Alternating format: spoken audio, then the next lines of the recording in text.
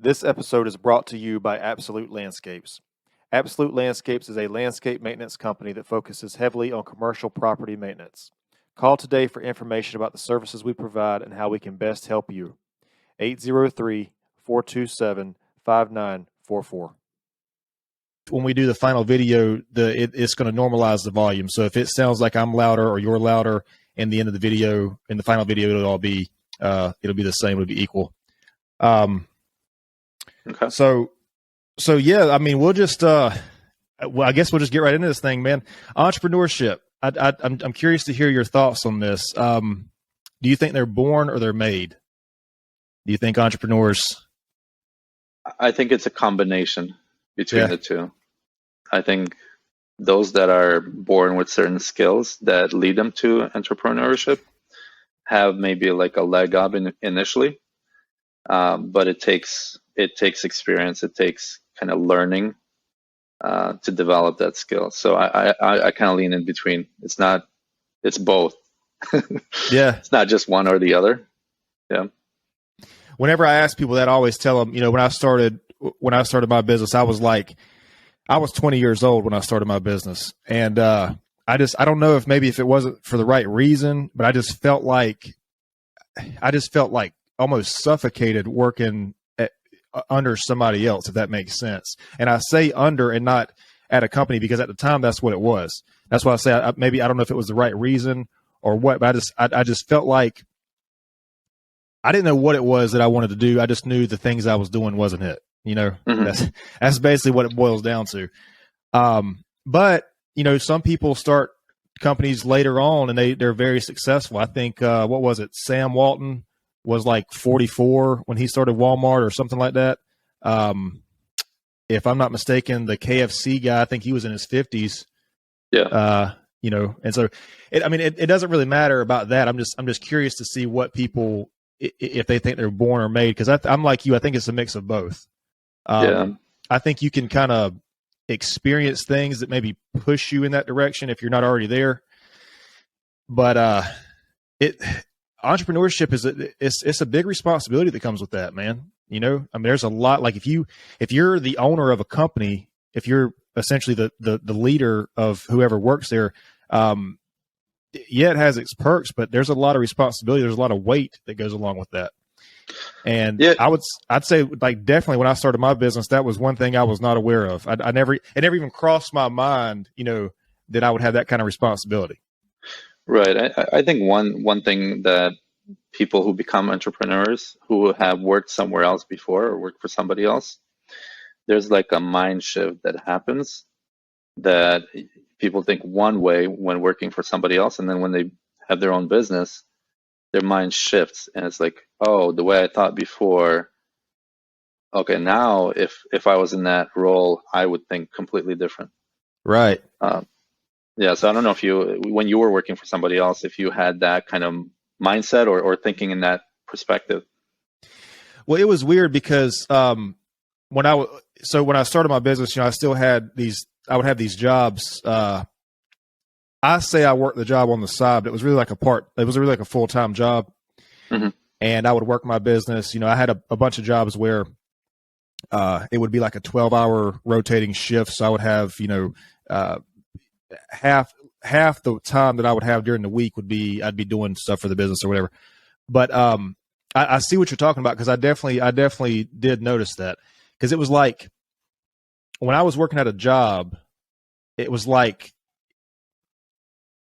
I want to say it's almost like I felt kind of lazy compared to when I worked for myself, because there was a lot of things you don't have to really think about. Like if you're just an entry-level employee, like I had a lot of warehouse jobs and some construction type jobs and things like that. And you're just there to do a thing, versus the very next day I would have to go do something where everything was my responsibility. And I definitely see, it's definitely a different mindset. I could give an example if you want to, I can clarify it a little bit more. Yeah. So as an example, working for somebody else, and especially if it's like a timed type of a job, meaning like you come in at 8, you leave at 5, that kind of thing.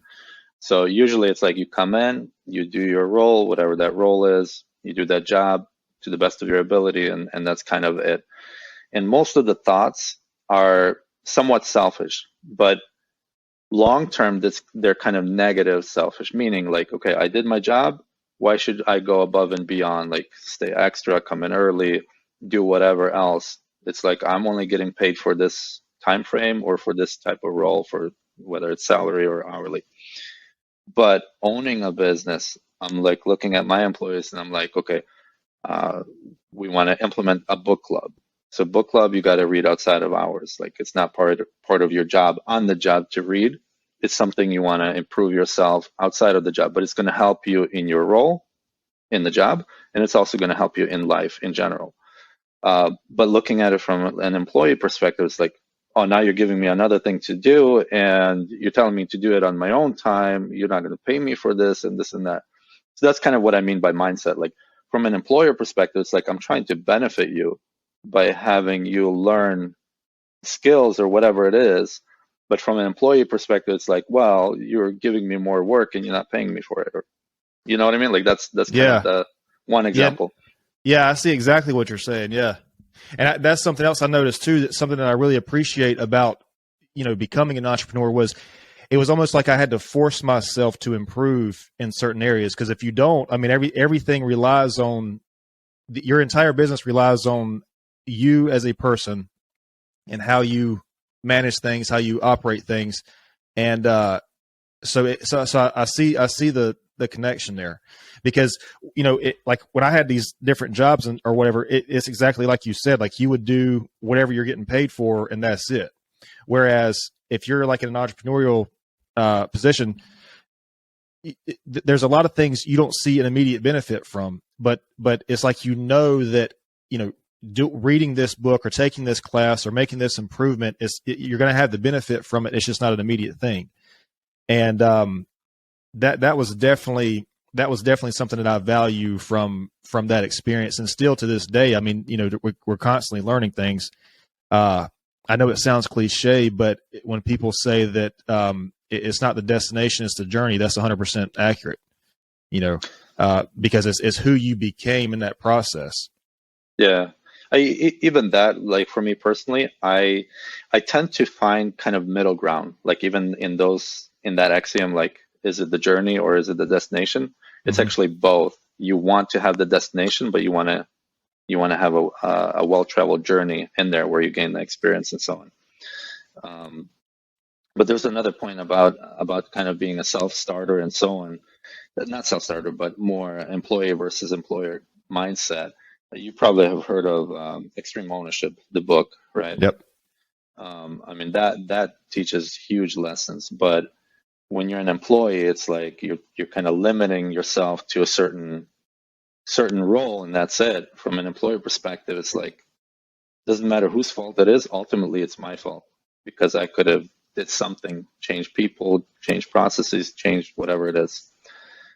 So yeah, definitely mindset for an entrepreneur is a big mindset shift. Yeah. And that's why I was saying that's what makes me think that something like that. I think that's where the being born element comes, because you look around and, well, I guess there's a reason that there's more entrepreneurs or there's more employees than employers. But like you look around and some people, man, it's like that. I guess it doesn't exist, like that part, that kind of mindset. Because some people are okay, just doing the 9 to 5, and there's nothing wrong with that. But I just know for like it's hard for me to imagine being okay with that, because I never was. Like even now, like there's always something else that I'm trying to do, and I guess it's just there's just so much variability in the way people see things. And I know a lot of people, they don't put career as their, a lot of people put family first and that kind of thing. But I don't know. I feel like I've spent the last, 7-8 years just trying to do a certain thing and to get to a certain place. And it's just hard for me to look at any other mindset and think that, how does this person see this way? But yeah, I think that, when you have a destination, I know getting to the destination is important, but I feel like for me, I mean, there was so many things that I didn't know, like starting out. And I mean, not just about business. I mean, just about about myself, about dealing with people, that I learned that even if, like, let's say at this moment, if I were to never do another thing related to the business that I'm in, I could still take those lessons that I learned and apply them to the next phase or the next area of life or whatever else in life. And it's just, there's so much value in that, and it's,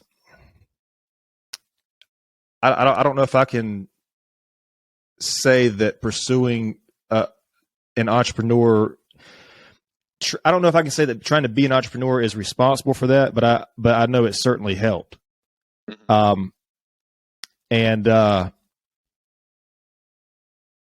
don't know. I just, it's inspiring to me to look back on some of those early moments and some of the moments that even now, I'm really grateful for that. I guess is what I'm trying to say. So you're saying, if I picked it up correctly, it sounds like you're saying entrepreneurs are born. I think that way. Yeah, I think I'm leaning more towards that. Yeah. What do you think, or why do you think some people become entrepreneurs? For what reasons?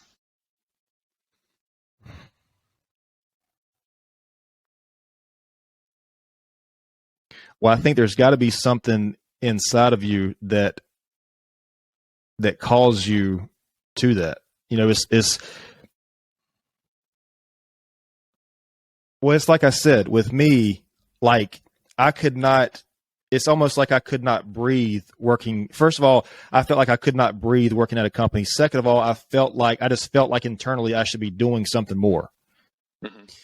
And I guess maybe that the experience is different for everybody. Yeah. I hear people on the extreme level, people like Elon Musk, who are just, he says that he's trying to better the world and change problems, or offer solutions to problems that people have. And so I guess that's different for everybody. And I would like to hear what different people say about that. But I know for me, from my perspective, it was just, I felt like I should be doing something more. But that's something that I carried since then. I've always felt like I should be doing something more, like I should be, progressing more. And it started out, like I said, as business, but eventually it got to the point where I knew that I had to improve myself for the business to function properly. So in other words, as a 20-year-old guy, 22, 23-year-old guy, I couldn't get to the place I wanted to be with that same mindset. I had to learn how to talk to people, how to deal with situations. I guess maybe there was a humility element to it. I had to mature, really. But what do you think, though? What do you think that it is that pushes people to entrepreneurship? I think there's a few things. Some people, we kind of touched on this in the beginning. Some people are just going for, like, hey, I want to be rich. So, I hear that entrepreneurs, they roll in money or something like that, right? Like, so some people come with that intention. But I think for a lot of people, a lot of entrepreneurs, freedom is what drives them. Mm. They want to have freedom, or they want to be able to control their time and space, kind of a thing. That's what actually drove me. Like when I was working for somebody else, it's like I need to be there at a certain hour, at a certain time. I have to request time off. I have to kind of do things the way they wanted me to do, whoever the employer was. So I was really craving the freedom. That was one.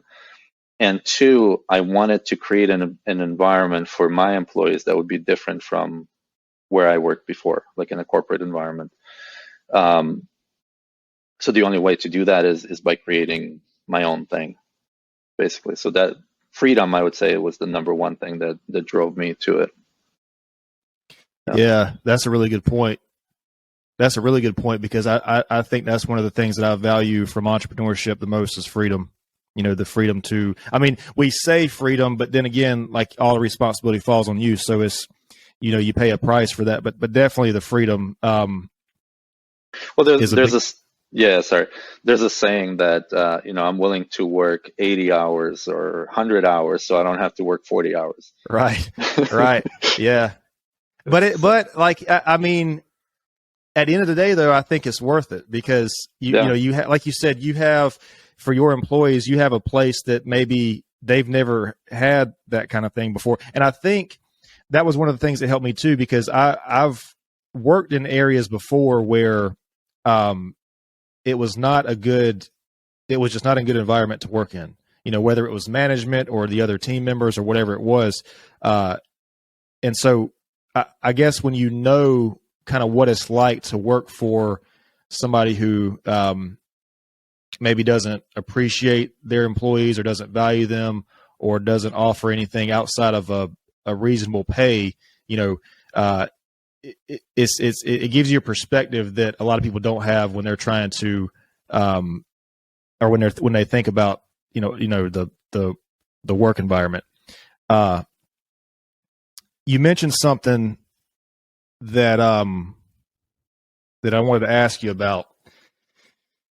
So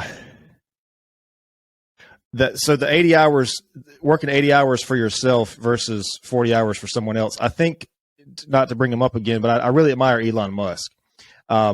He mentioned something about working like 100 hours a week flat out. And what is that? Like, that's like over 12-hour days or something, yeah.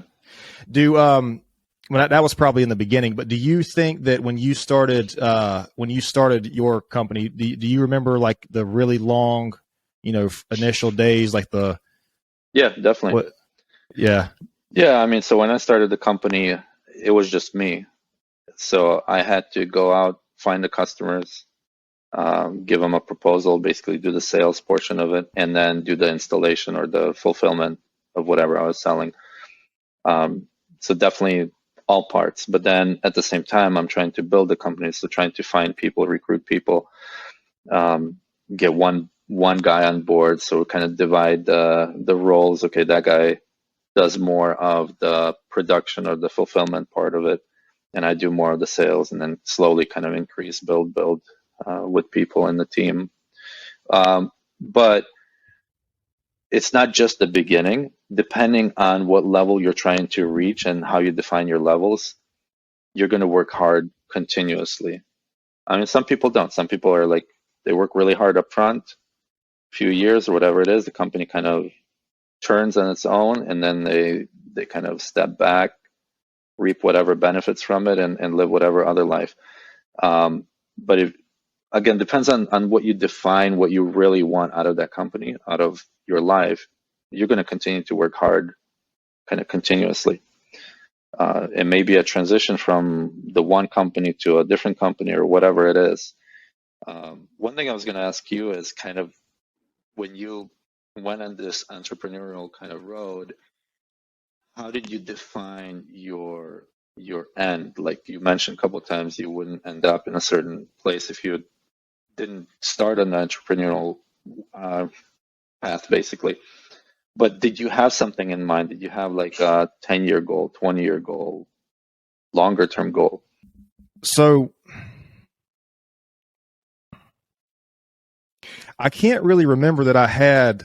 I certainly probably didn't have a 10-year goal. I can't remember that at all. I think 5-year probably. I knew I wanted to have like an established crew. Like I wanted to have certain, like a certain number of people working. I knew at some point that I would want to do like higher volume jobs and things like that. But I think I wanted to have a reasonable starting point for myself as a I guess as a mature like as a man or as a mature person. And I didn't realize until later, a couple years after that that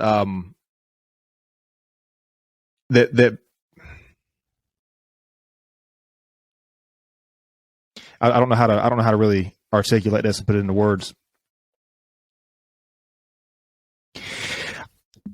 I knew that I wanted to be the person that I wanted to be, the person that I my future self that I admired was a person who was financially successful, successful emotionally, high emotional intelligence, and successful with people. And I still feel like what I was doing and what I'm doing now is a good starting point for that. But that, like I said, that didn't come until a couple of years into this thing when I started to maybe try to improve myself the best that I could.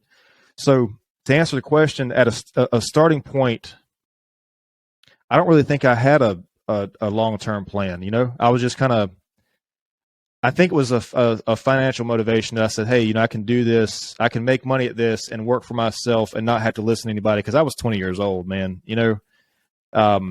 And so that's what I say. I think when some people start a business for the wrong reason, it was maybe very possible that I started the business I'm in for the wrong reason. But it just, I was lucky enough to acknowledge that and become aware of that and make the changes I had to make to I guess maybe help it continue.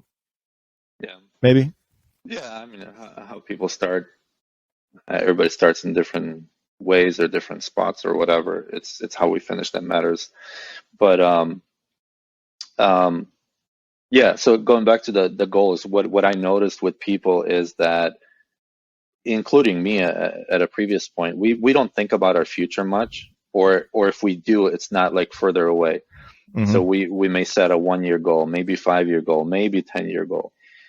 But unless we really like define a longer term goal, we're going to be meandering kind of through life. And sure, well, you know, it's going to be the journey, but what is the destination? We might be going in circles a few times, but if we know the destination we want to get to, we can start working towards that, and we'll get there sooner if we know what it is that we want to get to. So it kind of leads me into like mission, vision, purpose kind of a company, or even our own self, like having a vision board of what do I want out of life. But that vision board needs to be like further down in life, like 20 years from now. Let's say 20 years from now, what do you imagine your life to be in all aspects, not just the material aspect, not just like, oh, I want a nice house, I want a nice car, this, that, whatever, but also like what kind of circle of friends do I want to have? What kind of relationship do I want to have with people around me, like family, friends, my physical body, like what shape do I want to be in? Kind of a financial aspect of it as well, like how financially stable or healthy or independent am I? All of that kind of stuff. So like if we really map that out 20 years from now, let's say, then we can reverse engineer and be like, okay, well, if that's how I want my life to look like 20 years from now, what do I need to make it look like 10 years from now? And if that's how it looks 10 years from now, how about 5 years? And then from 5 to 2 or 1, and kind of reverse it that way. So then you're making traction towards what you want. And then by the time you get to, let's say, 10 years, 15, or even 20, you set new goals for another 20 years from there. And then you're going in some kind of pathway that you predefine for yourself. Yeah, that's I like that. I wish that I maybe knew that when I was 20, but I don't know who really does. Anybody really know that when they're 20? You know. Yep. But I mean, same thing for me. Like I kind of started late when I was 20. I was in college or whatever, taking some programming classes and stuff. And I didn't really know what I wanted to do. When I was in high school, I didn't know what I wanted to do. Like none of us really know what we want, so we got to like try different things. But if we can visualize and figure out what we potentially want, then at least we're heading towards that. And as we're heading towards that, maybe we change our mind. Maybe we change and say, well, I didn't really want what I think I want. I want something different. It's okay to adjust along the way, but it helps like go in that direction if we can define what we want. Yeah, no, it definitely helps. And that's what I say. You know, like, a couple years after I started this thing, I changed everything. I rebranded. I changed the name. Changed the structure of the business because it just wasn't. I personally was not the same as I was when I started, and I went through a lot of personal changes in my 20s. I had a lot of things going on, but so if somebody has like a 20-year plan and we make these adjustments along the way, I think what would probably scare me if I had a 20-year plan is, you get 5-10 years into that thing. What if you completely change your mind as far as where that end goal is? I mean, because it's almost like what if you put half of those years into the opposite direction? Because 20 years, man, I guess maybe you have like a general idea of where you want to be in 20 years. I mean, how would a person navigate that if they don't want to waste time, essentially? Because you don't know what you're going to want in 20 years, but I understand the importance of having that plan. I mean, I'm older now, so it's a little bit easier for me to think through that. When I was 20, it was more of a dream. It's like, oh, I want to have a nice house. I want to have these nice things and so on. But we can still, even earlier on, we can still define them. It's like, okay, well, and you want to define it actually not in general terms, but in very specific. So if we're talking about physical stuff, okay, how many bedroom house do you want? Where's that house? Is it in the community, or is it by itself and with lots of land, or like whatever kind of stuff you want at that time? And then same thing with relationships. Well, you want to be married. How many kids do you want? Like, what is that? Like 20 years from then, if you want to be married by then and so on, you have all these kind of other people in your life, friends, family, and even financial stuff. Like if you define it, it's hard. The hardest part, I think, for people is to define that. Like, well, I don't know what I want. But if you don't think about it and you don't really like contemplate like what do you want out of life, then you never will think about it. So another 10 years, 20 years will go by and you still won't know what you want. Right. If you think about it, it's like, well, I want this. Maybe I'll change my mind, but as of right now, at least I kind of know what I want. But if, again, like people don't define it all, don't think about it, and then they have whatever life and look back at it and like, well, I wish I had a better life. Mm-hmm. Let's define what that better life should be, put it 20 years from now, and then work towards it. I think one thing too that gets a lot of people is they overanalyze the situation. You look at this big, huge 20-year goal, and they don't break it down into the yearly goals or the daily pieces of it. I mean, we look at this big, huge thing, and it's like we have to accomplish all this at once, and it's like it literally takes 20 years. And I guess maybe that's something that's intimidating to a lot of people. Have you ever heard the expression that a lot of people overestimate what they can do in a year and underestimate what they can do in a decade? Yes. Yeah. Yeah, man, that's some powerful stuff right there. Cause I think that's real. That's a true thing.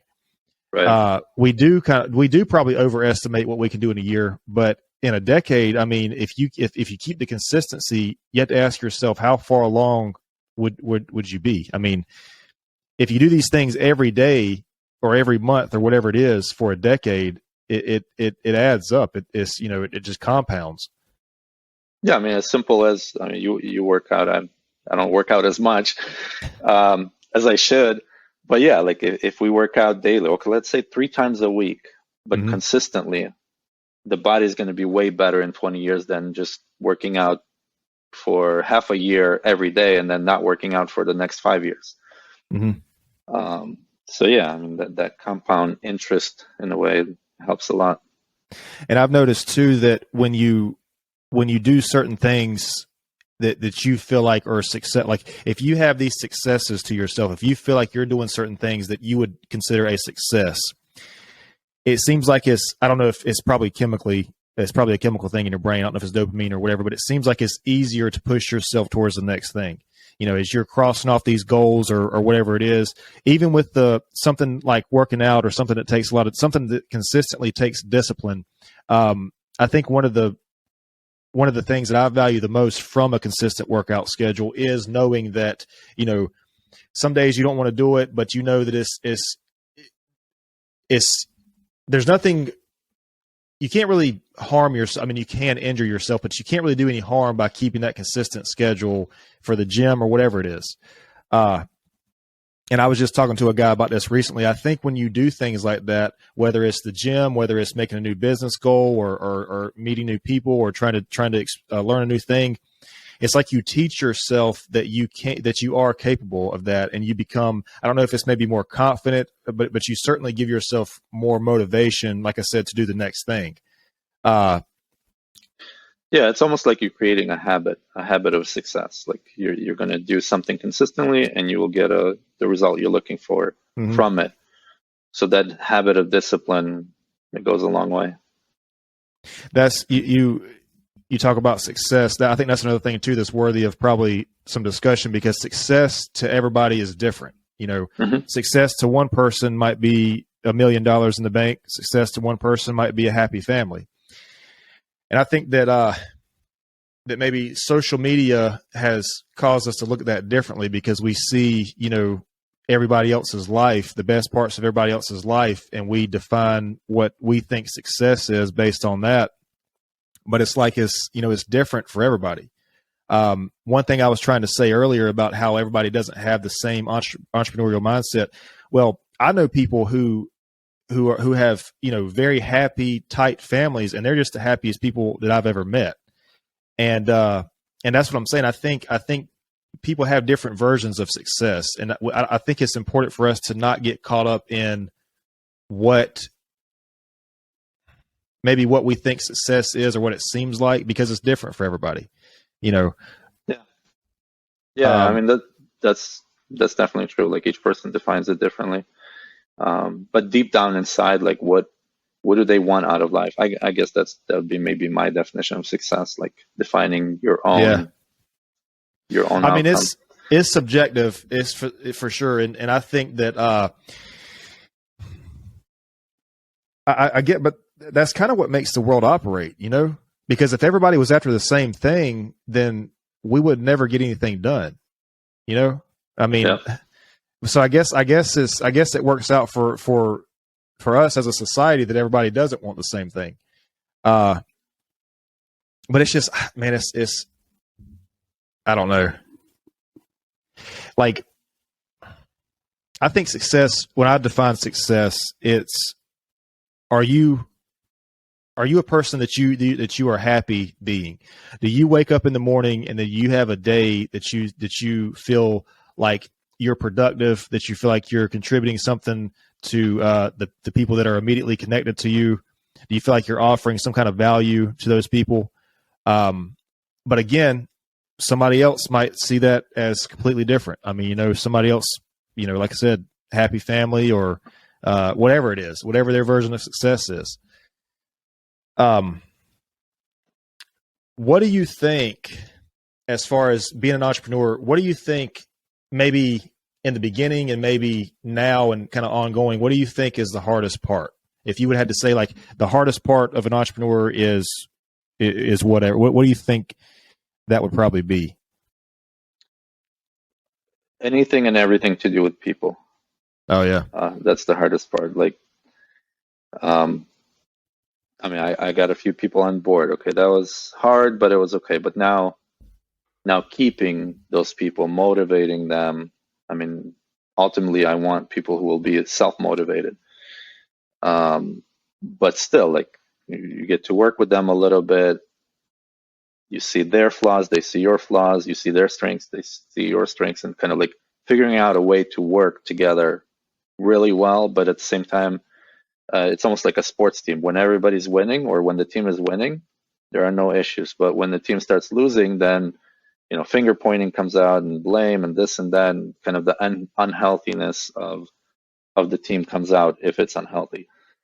So it's a way, like, how do you create a company culture that through winning and losing, stays together, learns from the losing or the failure part of the process, and then moves onto whatever the success is for the next project or next year or whatever it is. So just in general, working with people, really honing in those skills, the communication skills, the understanding that everybody is similar yet different with personalities. Being able to have these soft skills of planning ahead, of being proactive, all that kind of stuff. Like each personality type is different. Like some people are very proactive, other people are very reactive. Mm-hmm. And in some cases, you want both types of people on your team, depending on what the task is. Because the reactive person will be really good in the moment, figuring things out, versus the proactive will be really good kind of looking out into the future to avoid certain pitfalls and so on. Yep. So like building that integrated team, making sure everybody's happy, even though one day somebody could be happy and another day something comes up and they're not or whatever. But yeah, anything and everything to do with people is the hardest part. So do you mean people as in like team members or clients or a little bit of both? Right. I started with team members, but clients, of course, as well. It would be everything, like being able to set proper expectations with customers or clients and then deliver on those expectations. But if there's misunderstanding about something, then being able to resolve that in a win-win manner. Yeah. Yeah. Yeah, I definitely, I would agree with that. I think the people aspect of it, because there's so many different variations of people, I guess. And, yeah, I think you're right though. You have to have a team that's willing to work together, because in my experience, I've had people who were great, very hard workers, very dependable. But what I found out is that doesn't necessarily mean that people work well together, Right. And I think that's the key to it, man, is finding people who do work together well. And, because there's probably very few industries where that is not a main, like a key factor in the success of your team, is whether or not, they can work together, unless it's something that they do kind of individually. I don't know if you know who Jordan Peterson is. Yeah, I do. Yeah. He's a Canadian psychologist. He's done like a lot of motivational clips and things like that. But I heard him say one time that when a team, for a team to win games, their MVP brings their best. But for a team to win championships, the MVP inspires to other players to bring their best. Mm-hmm. Now that's paraphrasing. That's not verbatim, but that's essentially what he said. And when I heard that, I was like, man, that makes a lot of sense. Like if your team members can inspire each other, if you can have that kind of, like you talked about, the culture, the workplace culture, I think that's when you can probably see the most success for your company, is when each person inspires the other to bring their best. Because you can't get anything done when everybody's, arguing or doesn't get along, or one person's worried that this person's not bringing it. That's the big thing. I know you probably see this a lot with like trades. If one person's not bringing their weight, or, not holding their part of the weight, not carrying their load, man, the entire team feels that. And those guys usually don't last long, because in the trade world, man, that's just really not something that's, I guess, is maybe not respected. Because it's a hard job, it's hard. And even if it's not manual labor, you still, you have to be able to carry your weight, your share of the weight. Right. On the team, nobody wants a freeloader. Like nobody wants somebody on the team that's just there, but really not contributing anything. Yeah. It holds that team back. Definitely. I mean, that's one part. The other part you mentioned, like the MVP. Sometimes if you get the wrong MVP, they're like all about themselves. It's like, right. I'm great. All these guys around me, well, they can't do this, they can't do that. They can't do anything as good as I can. And they actually, instead of contributing to the team, they kind of break the team apart, or deter progress within the team. Like nobody wants to work with them. So then the whole team suffers because of them. So yeah, definitely it's good to have an MVP that is humble and that's like willing to help the team out with whatever they need to help them with. Yeah. I think the only thing worse than that is when the boss or the manager or the owner sees themselves as the MVP. You know, if you have, it's one thing if you have a team member who's, you know, thinks of themselves that way, but if you have like a tyrannical boss or a leader or whatever, I mean, that's like infectious for the whole organization, you know. And nobody really, that was kind of my experience that I've had with some of the jobs I've had is just, you know, there's a quote that says people don't leave companies, they leave managers. Mm-hmm. And, man, it's like, what I found out was people that managed companies this way or that led people this way, they were never really respected. They might have been respected to their face, but behind their back, they were never really respected. If people had a chance to cut a corner and not get caught with it, they were certainly going to do it. It doesn't work well at all for the company if the person who's leading is in that mindset. That kind of goes back to what we were talking about earlier. Some of the things I had to learn, you know, I had to learn I don't think I was ever that kind of leader. I hope I wasn't anyways, but like trying to be humble and be open to everybody, because one of the biggest things for me, one of my problems was I was so determined and focused on where I wanted to go with this thing that it almost got to the point where I had to stop myself from micromanaging and trying to overlook every single detail. And that was one thing I really had to take a step back on, because there's 1,000 ways to do, you know, what we need to do. And I don't think micromanaging is hardly ever a good idea. You know, because I remember one of the things from being an employee that I really, really disliked, and it was being almost like you're being watched and you can't really do anything good enough. Now, I'm not saying that's not necessary in some cases, but when you do it to the extent what I'm talking about are these managers that I'm talking about now, I don't think there's any benefit that can come from that. Yeah. So talking about micromanagement, I'll give you a different perspective on it as well.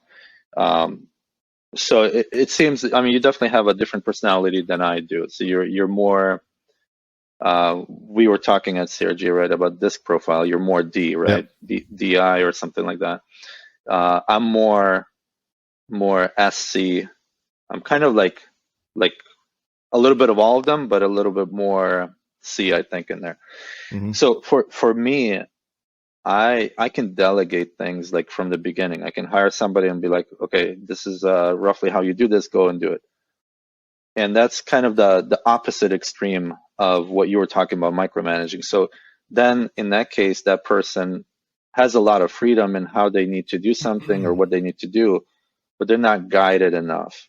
And then they end up messing things up that way because they don't really know something like how it should really be done. So it could be taken to an extreme on both sides.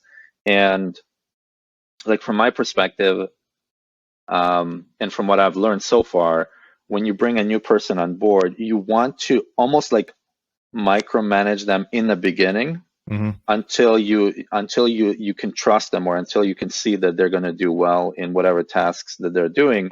And then you slowly let go over time. And then over time, you're just not micromanaging at all. That's what I've learned is the best way to do it. Now, for me, I'm still not at that point. I'm still like, okay, here's how you do your task, your job, your role. Here's an overview. Here's some details on where you can find out more information, how to do it. And then I kind of step back, maybe too early still. So yeah, it's a balance between the two. There's like, I don't know, for me personally, I find that everything that I see that has one extreme or the other, the answer is always somewhere in the middle. It's like not one side, not the other side. But it's so my perspective on that, you know, being a high D, and here we're talking about the disc personality.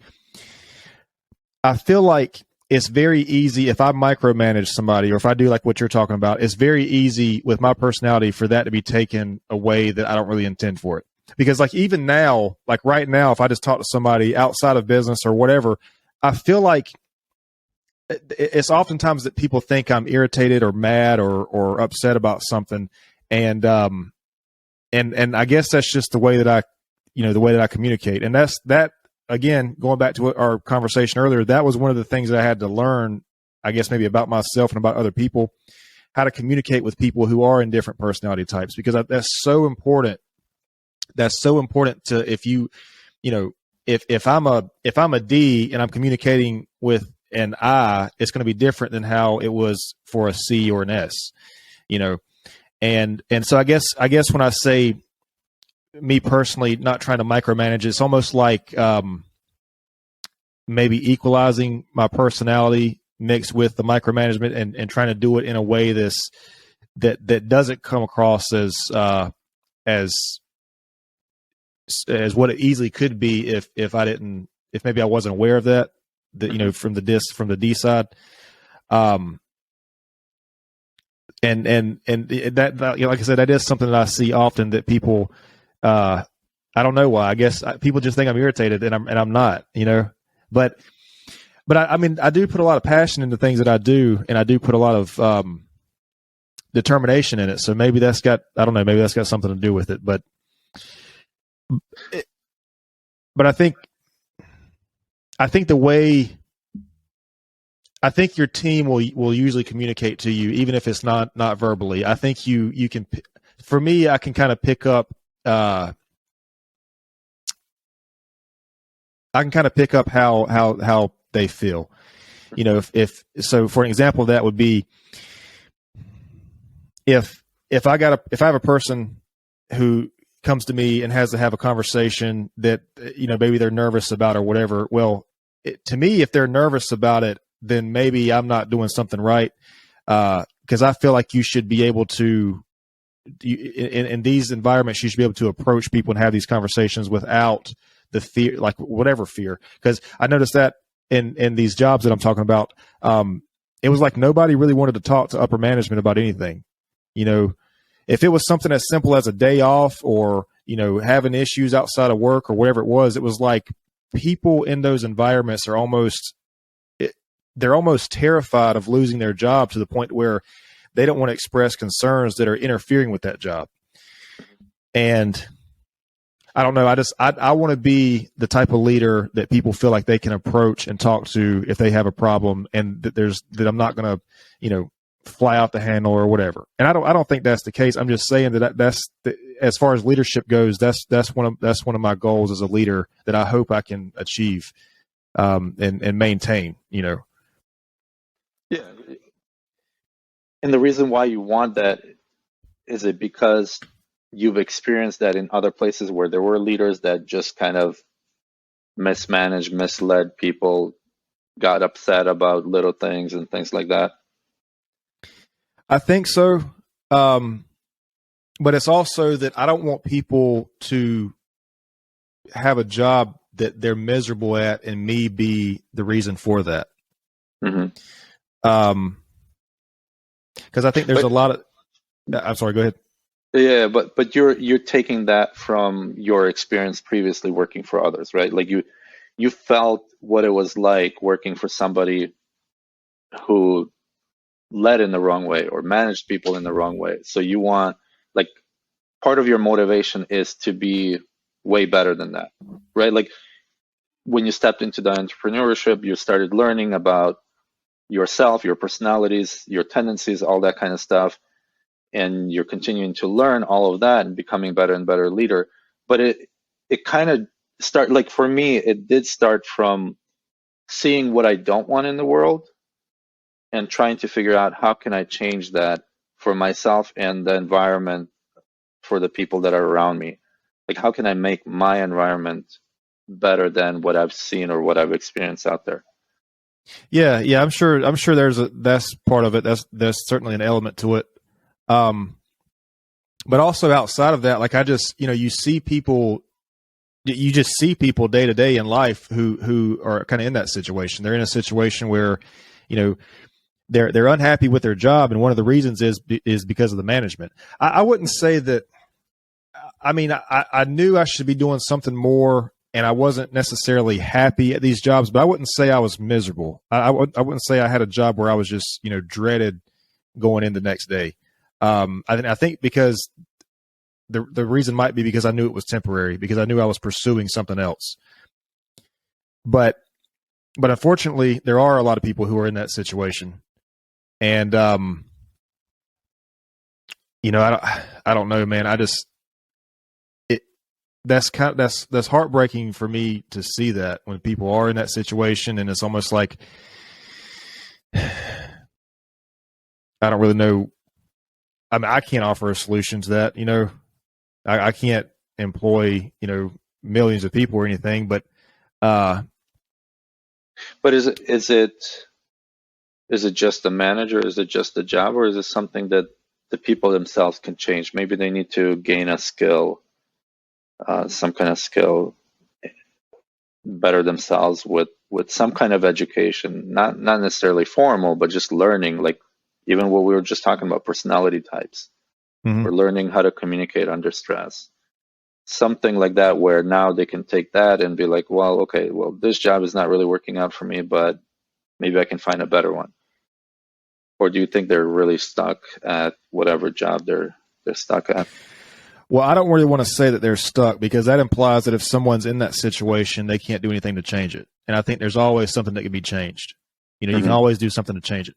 I think that if people are in that situation, I think learning something will be beneficial. If they're trying to pursue another career or get another job, sometimes you might have to learn those things and make those improvements on your own time. You know, if you work in 9 to 5, you know, person has kids or whatever, so outside of work they're busy. They may only have an hour or so at night after everyone goes to bed, but that might be what it takes to make that improvement. So no, I wouldn't say they're stuck, because I don't want people to feel like they can't make a change. But I think, you know, their path might be different than it was for like me, or somebody else, you know. I'm curious though, if you were talking to somebody who was in that situation, who felt like they were in that situation, what do you think you would say as far as how they, because it seems like you're educated and you're very intelligent when it comes to this entrepreneur type thing. So if somebody was in that position and they felt like they wanted to make a change and they didn't know really where to begin, what would you say? I mean, where's a good starting point for that? I think the first step is to figuring out oneself, like, who am I? And what I mean by that is, like, what am I really good at and what am I really bad at? Because we can say, well, I want this other job, but in order to have that job, I need this skill. Okay, I'm going to go learn that skill. But if naturally you can learn that skill, but you're still not going to be that great at that skill, that might be the wrong way to go about it. There's different schools of thought. One school of thought is like, figure out what your strengths are and build on those strengths. Kind of minimize the weaknesses, or like manage the weaknesses, but build on your strengths. And other people say that you should improve your weaknesses, turn them into strengths. And I've been thinking about that lately a little bit. And again, I find the answer somewhere in the middle. Like, there's certain skills that are almost like the base. Like you have to have these skills in order to move forward. Right. So like figuring out a way to organize yourself, like keep things organized in your environment, in your mind, whatever it is. I think that's a skill that can be learned and should be learned by everybody. But like, people who are really good with other people, being able to communicate really well, being able to lead others and so on, maybe that's more of something you're kind of born with and then you develop over time. And some people are not as good in that set of skills or roles. Other people are more practical with their hands, things they can build and do things. Maybe that's more of their strengths, and they should focus more on that side. So that's what I mean. Like figure out. We need to know who we are, who that person is. They need to figure out who they are.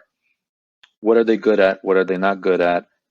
And then the things that they are good at, then start like looking at jobs or opportunities. Like, okay, my strengths are in this area.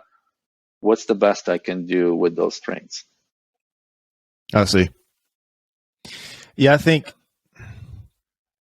learning is like I've said this before, you can't go wrong with learning a new skill. But learning about yourself, I mean, I think that's a skill in itself.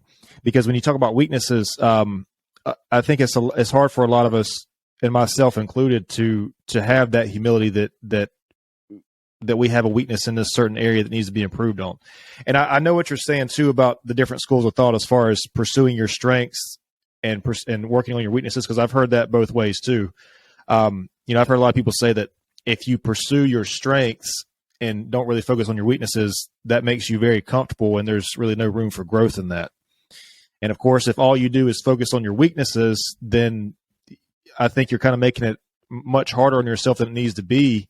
And you're not really using the strengths that you naturally have. So I see where you're saying about kind of finding some middle ground.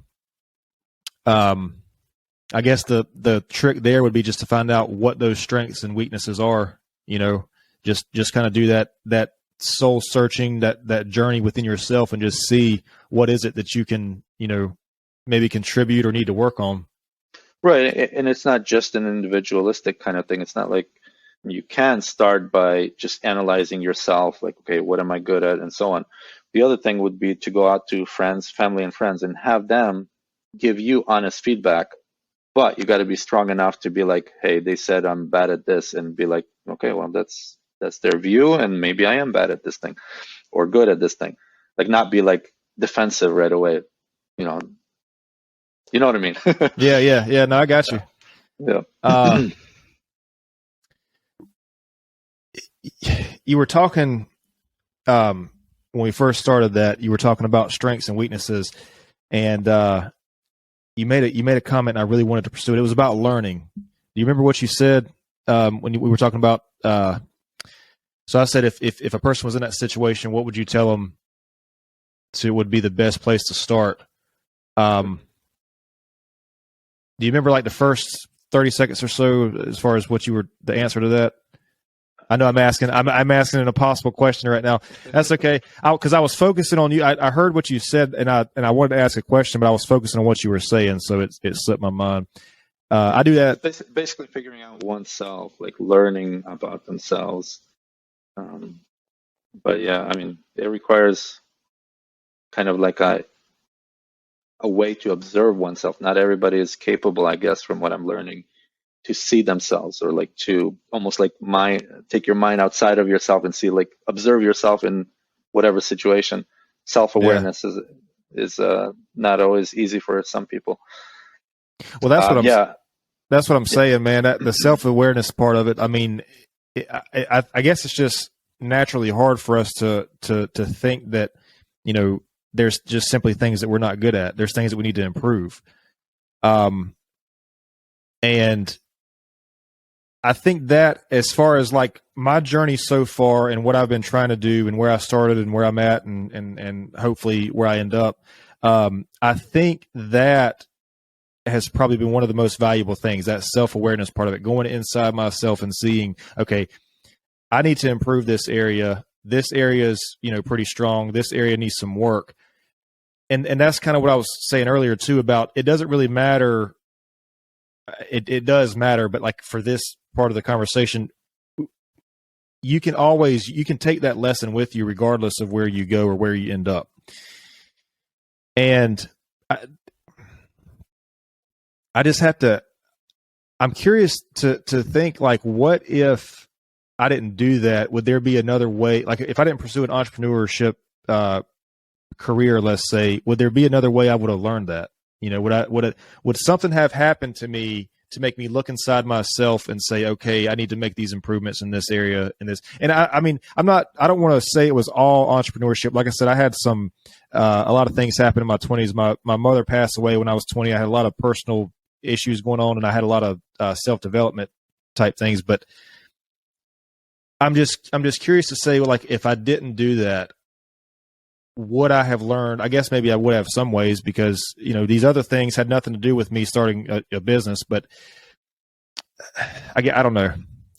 Maybe it started earlier, maybe accelerated. But I guess what I'm trying to get at here is, if a person doesn't have a business, if they're not trying to make a career change, how do you think a person might get to that place of trying to make those improvements? Like, it's easy to say it when we talk about career or whatever, but if a person's maybe not necessarily career motivated or career oriented, what do you think a person, I mean, I don't know, what do you think a person would need to do to get to that point outside of career, I guess?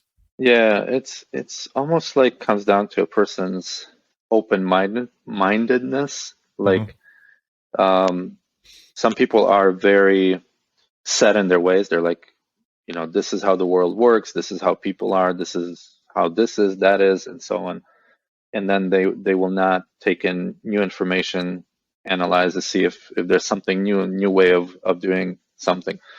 Like for me, as an example, because I didn't start out in entrepreneurship, I worked for a corporate company, a big company, for like 8 years or so. But the good part about it was that they had, I mean, you can call it continuous education, whatever you want to call it. They had like these classes that were like soft skills, and then they had hard skills like programming skills. But that's where, for me, I feel like a turnaround happened in my life when I took a class called Crucial Conversations. And that class talked about, first, different personality types, then how those personality types communicate with one another, and then also how under stress people react, and that it's not a person's negative motive, that is causing them to act one way or another. It's a lot of times it's misunderstandings. It's the way they communicate, their body language, whatever it is, but it's not the intent behind it that's bad or whatever. But that conversation spirals out of control because one person reacts negatively, then that one reacts negatively back, and so on. So you were talking about, if it wasn't entrepreneurship, what would be another path? It could be anything. It could be like for me, it was within a company soft skills training session. Could be some friends bringing up some idea that they learned somewhere. I mean, it could be anywhere. But I think you are right in the sense that if you pursue the entrepreneurship path, and if you're open-minded in terms of learning new things, like, or being humble would be a better way of stating it, knowing that you don't know much. And it's like, for me, the more I learn, the more I realize how little I know. Right. Yeah. Like having that kind of mindset with things, you want as much information, knowledge, and wisdom as you can get, and then you try to implement it in your life. But yeah, I mean, there's different paths for that. And the reason I asked that question, because I don't want someone to hear the conversation and say, well, if I'm not, that means if I'm not an entrepreneur, then I can't improve myself. And I don't think that's what it is at all. No. But I don't know. I guess maybe, and you explain it pretty good. Maybe what is a different catalyst that could just push you in that direction? I mean, for me, it wasn't even starting the business that made me want to improve myself, because like I said, for the first few years of that, I was just really focused. I mean, I was just a 20, 21, 22-year-old guy who was just trying to make his own money and have that little bit of freedom, like what we talked about, even though I didn't have much of it because I still had a job for those first 4 or 5 years. But yeah, so I'm just, just to give somebody an idea, if they are not an entrepreneur, if that's not something they're interested, because I don't want it to seem like that's the only way you can improve yourself. I mean, there's tons of ways you can improve yourself, and you don't have to, like I said, you don't have to do it specifically for a career. I mean, if you feel like your family or the people around you, the people connected to you, are not getting the best version of you, that's probably a pretty good indication that maybe you need to make some personal changes. But like you said, the humility aspect of it, I mean, is I think it's hard for us to just be that honest with ourselves. At least it was for me, and still is for me in some areas. But just trying to have that sense of I don't think there's ever. This is my personal opinion on this. I don't think there's ever a place that we really get to that doesn't need some kind of improvement. I think that if we're real and honest with ourselves, regardless of where we're at in life or what we're doing or how well things are going, there's always something I feel like that can be improved, and Yeah.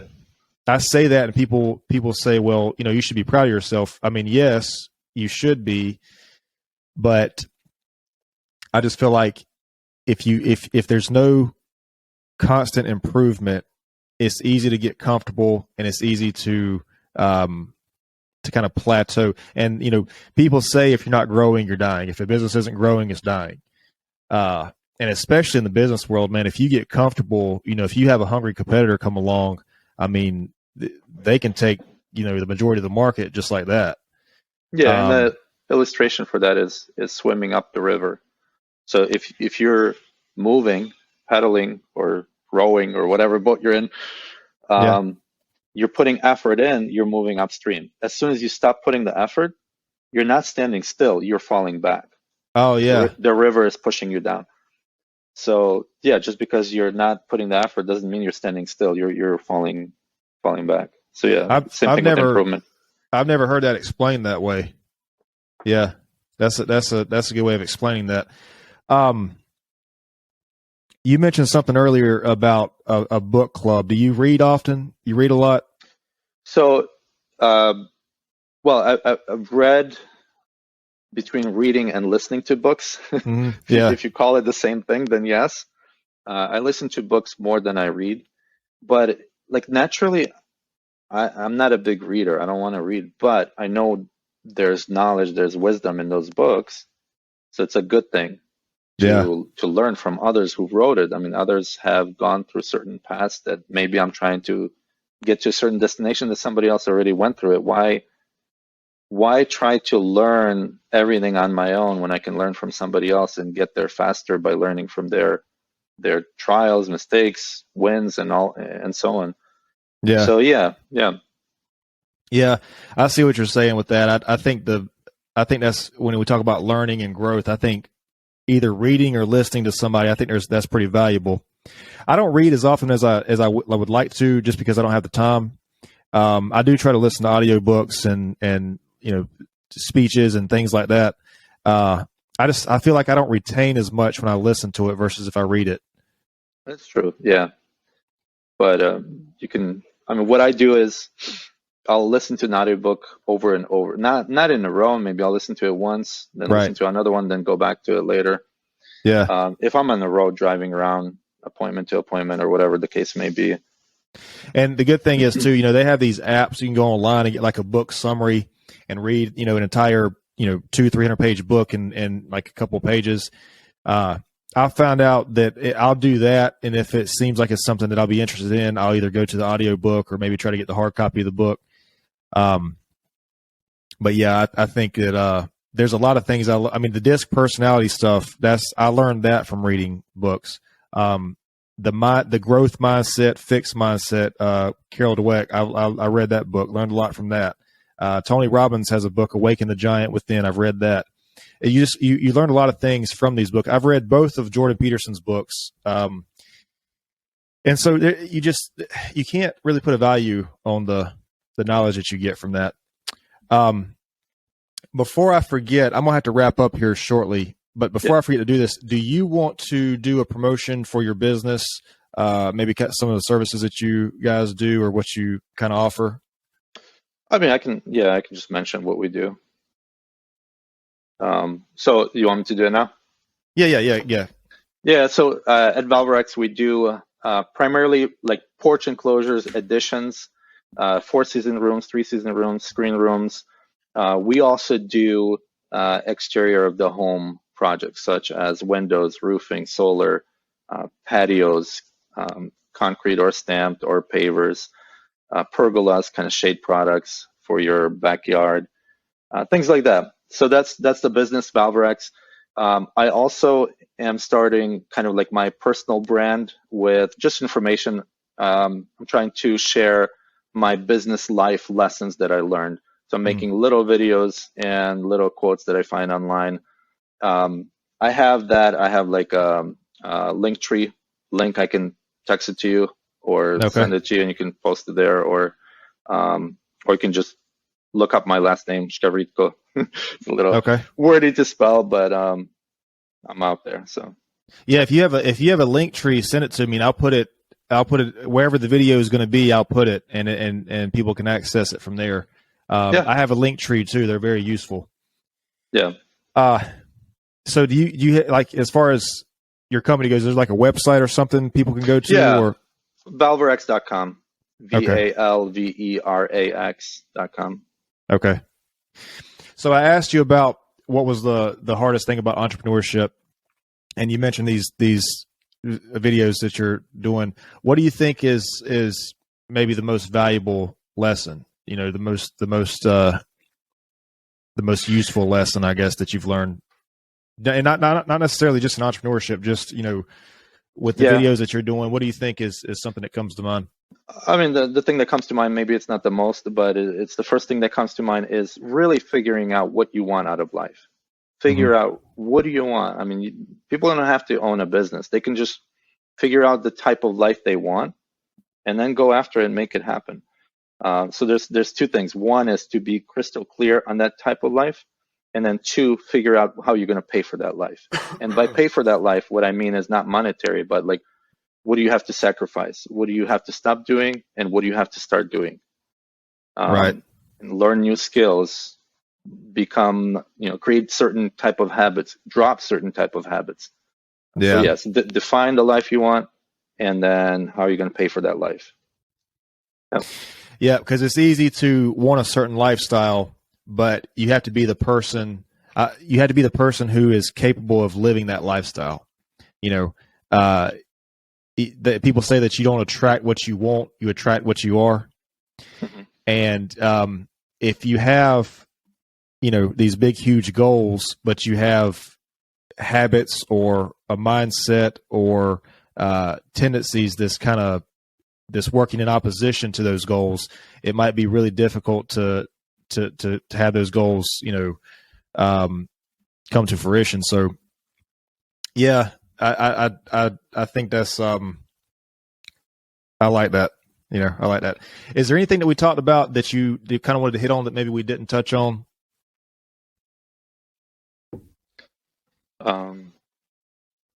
No, just really figure out, like, for people to figure out what they want. Like, there's a lot of us, we start with not knowing what we want, and it's okay. It's okay to start with what you don't want, but at some point you want to get to the point where, okay, well, this is what I do want. So it's the sooner people define what they want, the sooner they can work towards it and have a better life. Yeah. I guess it's okay to not have what you want, but just don't stay there. Just don't be in the same place, year down the road, 2 years down the road. Because then you're 2 years older, and maybe it's more difficult 2 years later. But I think I don't know, man. I think that's one thing that scares a lot of people, is that pressure of knowing. Like, for me, the pressure was crazy of knowing if I didn't act. I've always felt like if I don't act almost immediately, then I know I'm losing the opportunity. And I guess maybe that puts a lot more stress on the situation than there needs to be, but that's just kind of how I saw it. And that might be personality driven too, because you're more D dominant in the, have the high D in the disc profile. Yeah. So you act, it's almost like you act first and then you think about it later. Yeah. If you're the unhealthy D. Yeah. Versus like somebody, for me, when I was earlier on, I would think a lot but not do much about it. So it's like the two kind of extremes. You want both of them. You want to think through things, and then you want to do it and make it happen. I got you. Yeah.